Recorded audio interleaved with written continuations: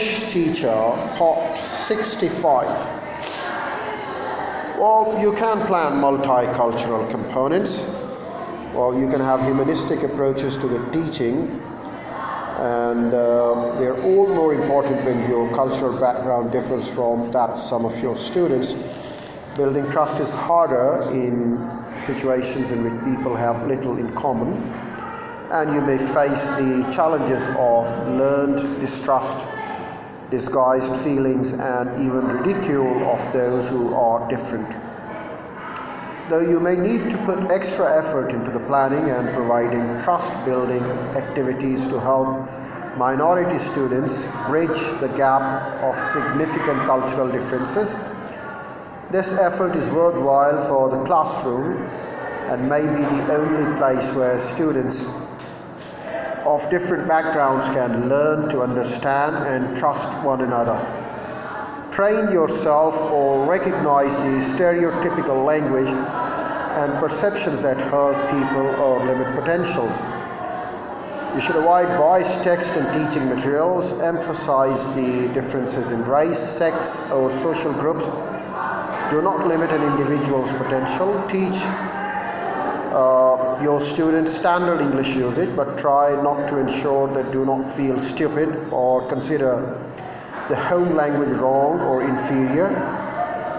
To help your student value their cultural heritage, build positive self-concepts, you will need to use a variety of teaching styles, instructional methods, grouping patterns, select teaching methods, and classroom activities that will help overcome the prejudices, stereotyping, ethnocentrism. Effective teaching methods include role play, stimulating small group strategies, particularly those stressing cooperative learning. Model multiculturalism. If you are aware that your beliefs and practices are the products of your experiences, if you make an effort to become more knowledgeable about the value systems and the beliefs of the other cultures, you can become a good cross-cultural teacher. Well, if you are the cross-cultural teacher, you can incorporate multicultural context. You can have great success. You can become very popular. You can teach the hidden curriculum. You can make an environment in the classroom where all the students feel at ease and don't find themselves in any problem at all.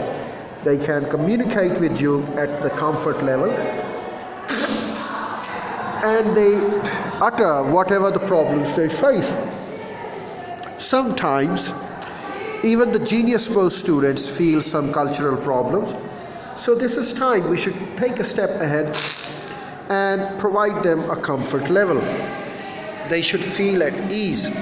So we must promote positive self-concept and integration. Stress integration and participation of the students from other cultures in contrast to the assimilation into the mainstream culture. Well, the assimilation, which involves denying and downgrading minority cultures, is likely to damage the self-concept of the students from the mono-dominant cultures.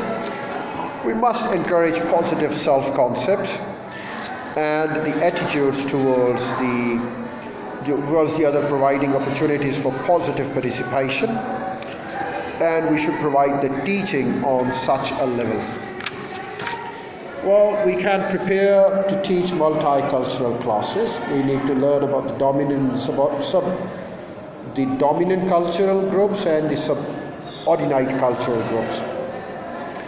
We can examine the structure and the value of your own culture and other cultures to learn how your society dominates the culture affects your behavior towards the people from other cultures. Discover the feelings of the general community towards minority group. Learn how members of the minority groups feel towards the general community and other minorities. Learn all you can about the present culture, history, cultural heritage, and the minority groups in your community. Try to discover the social, economic, and political forces within the dominant communities that affect the behavior of the minority groups. Learn what you can about the politics within the minority groups. Then you can reflect such adaptations of the professional attitudes and you can certainly come along with a very good methodology and strategy for delivering your lessons.